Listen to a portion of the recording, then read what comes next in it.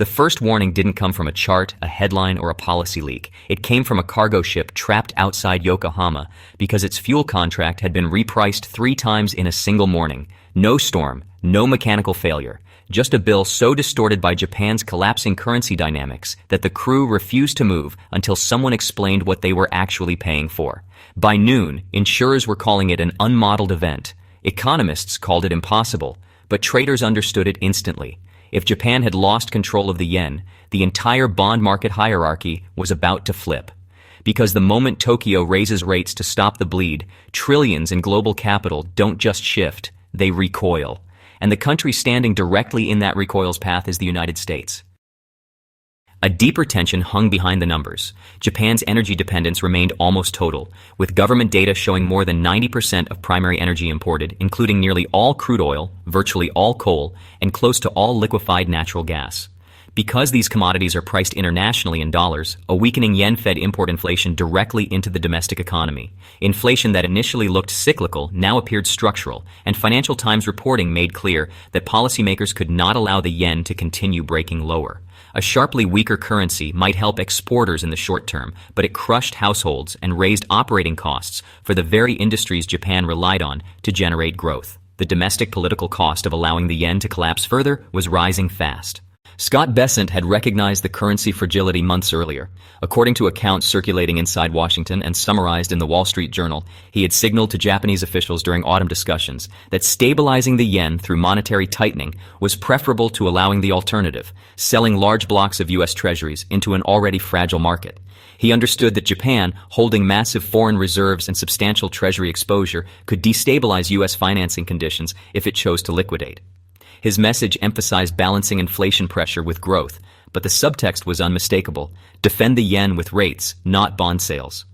That was before Japan's inflation readings hardened and domestic politics forced prime ministerial approval of a stimulus package worth the equivalent of roughly $120 billion, adding more fuel to an already strained debt picture.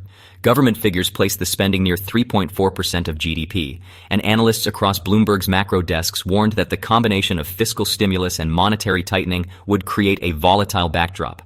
Japan's debt-to-GDP ratio sat above 230%, the highest among advanced economies, and although Japan sustained such levels for years, the mix of rising yields and massive borrowing brought fresh risks. Why this matters becomes clear when set against the scale of Japan's overseas assets. Japan remains one of the largest foreign holders of global bonds, with international investment positions exceeding $4 trillion. Historically low Japanese yields incentivized institutions to seek returns abroad, driving flows into U.S. treasuries, European sovereigns, and Australian debt. But Bloomberg data showed that in the first 8 months of the year, Japanese investors purchased nearly 28 trillion yen of domestic bonds while slashing foreign bond purchases by around half. That pivot indicated that the risk-return calculus was shifting decisively. Trump's economic team understood the stakes immediately. The president had been preparing for Federal Reserve cuts to alleviate pressure on U.S. companies refinancing debt at rates as high as 8, 9, or even 10%. The Wall Street Journal reported that these rates were squeezing corporate balance sheets and raising the probability of job losses as manufacturing activity contracted. The Institute for Supply Management's PMI dropped to its weakest point in 4 months, with demand falling under the weight of tariffs that Trump had defended as necessary to restore industrial strength.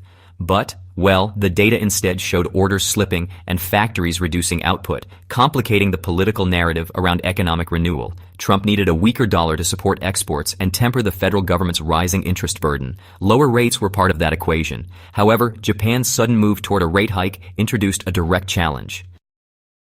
If the BOJ tightened while the Federal Reserve eased, the yen would strengthen, the dollar would weaken, and capital would begin flowing back toward Japan, just as the U.S. prepared for historically large borrowing needs.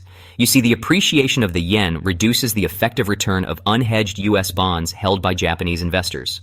Morgan Stanley's foreign exchange team projected that under synchronized U.S. cuts and BOJ hikes, the dollar-yen could fall to around 140. That's a sizable move that would make holding dollar assets significantly less attractive.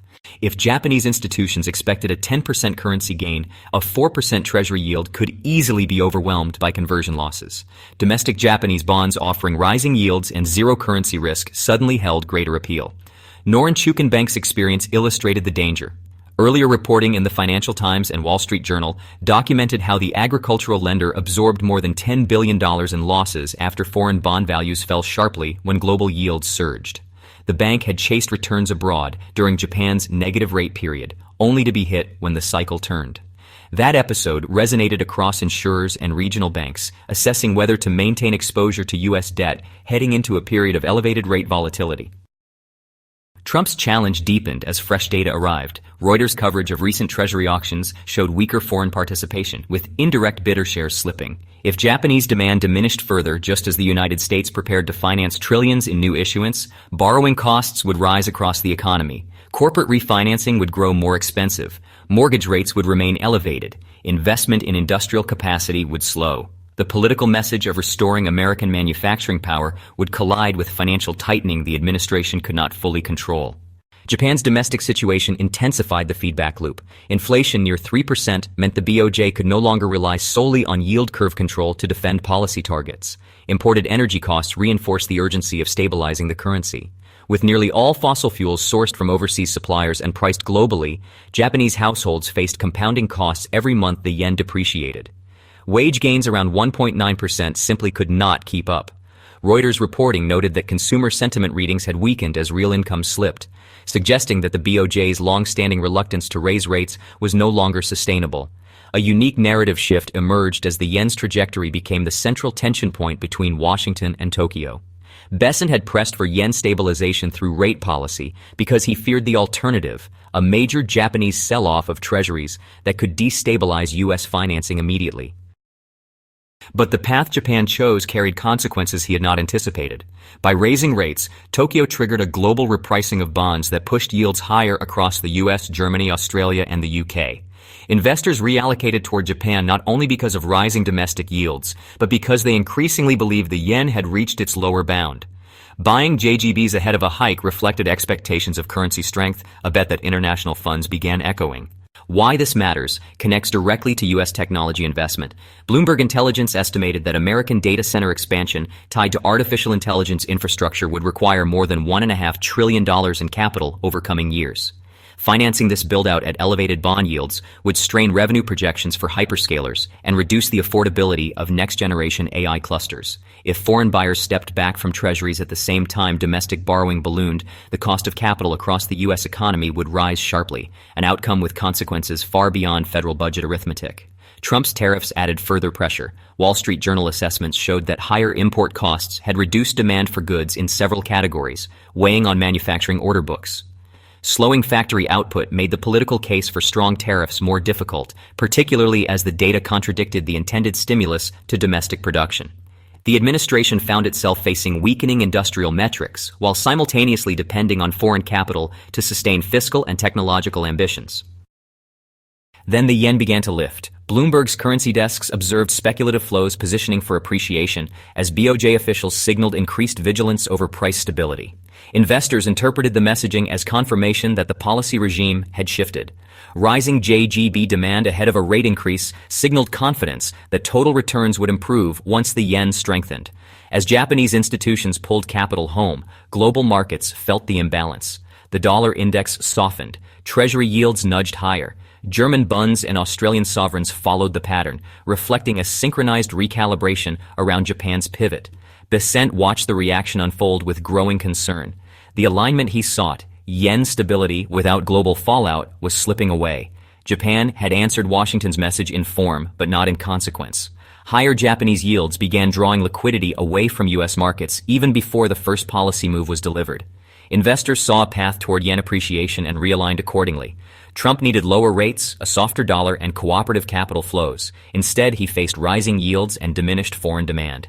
The signal grew louder when Reuters reported strong bidding for Japan's 10-year bonds despite expectations of imminent tightening. Purchasing into a hike reflected a collective view that currency strength would enhance returns. In contrast, Treasury auctions exhibited strain as investors hesitated to absorb duration risk ahead of potential Federal Reserve cuts.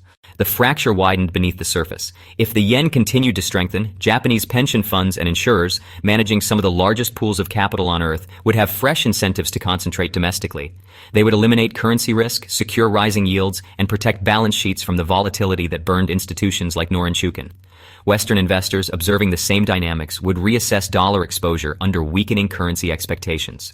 And then came the moment markets recognized the breadth of the shift. This was no longer a story of Japan defending its currency. It was the opening act of a larger repositioning across global bonds. A nation long known for exporting capital was beginning to pull it back. A president who depended on cheap financing to stabilize his economic agenda faced rising yields instead. A Treasury secretary who sought alignment discovered unintended consequences, accelerating faster than Washington could manage. And a world that assumed U.S. assets were the default destination for global savings watched the compass needle tilt toward Tokyo, its direction set by arithmetic more than allegiance, leaving the next move hanging in the air, unanswered and already in motion. Please like and subscribe. Leave your thoughts in the comments. Your support helps us grow. Thank you.